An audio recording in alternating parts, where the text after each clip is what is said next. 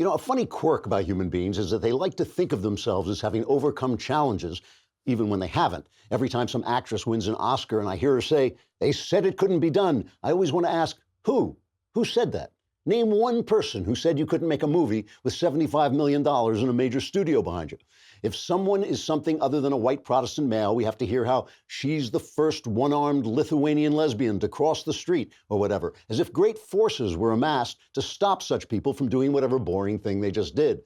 The fact is, no one in America is trying to stop anyone from doing anything, except maybe from destroying this great country where anyone can do anything.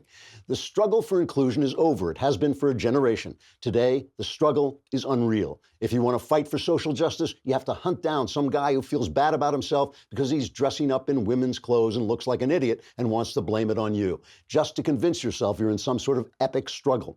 Why? Because struggle can give life meaning. Ease can make people feel unheroic and almost irrelevant. That's why many people were excited by the start of World War I. It gave them a sense of purpose. And in service to that sense of purpose, they went out there and destroyed the greatest civilization that had existed on Earth up to that time. Which reminds me of the present moment. When you look back at the era before World War I mean, this was a civilization in Europe that had just risen to a peak no other civilization before. More science, more social reform, very good morality, peace, a lot of peace, especially in England. And you found people writing poems and writing works of art in favor of war. So like Tennyson, before the Crimean War, wrote this poem, Maud, or after the Crimean War, wrote this poem, Maud, about this very neurotic love affair. Great poem, by the way. If you ever want to read it, it's just a terrific, terrific story poem.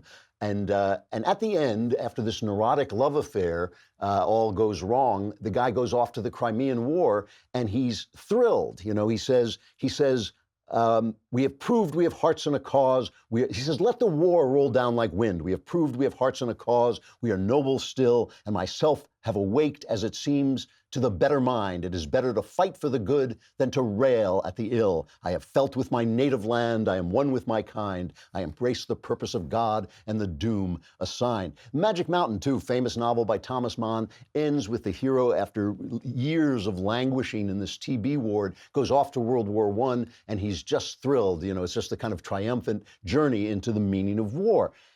If you look at what's happening today in Trump's America, the answer is nothing. I mean, Scott Adams made this point, excellent point, very good observer, Scott. He made the point that there's no news. I mean, for the last 3 weeks, 4 weeks or so, it's been tough to do this show because nothing is happening. That's how good a president President Trump has been. He has made there no news because, as we all know, bad news is news. I mean, that's what they report.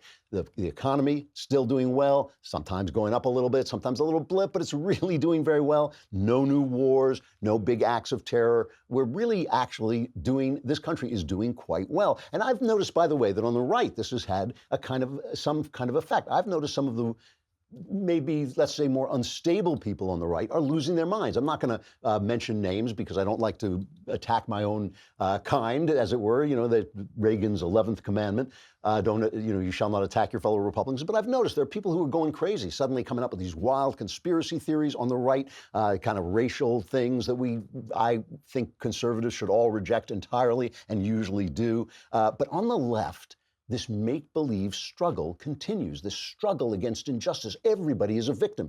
Everybody is having a problem. You know, like, what's the problem? What is the problem? Who is bothering you? If it's just the fact that people don't think you're a man when you're a woman or vice versa, you know, if that's your worst problem, go get a job. You know, if that's your worst problem, stop complaining, go do something of worth.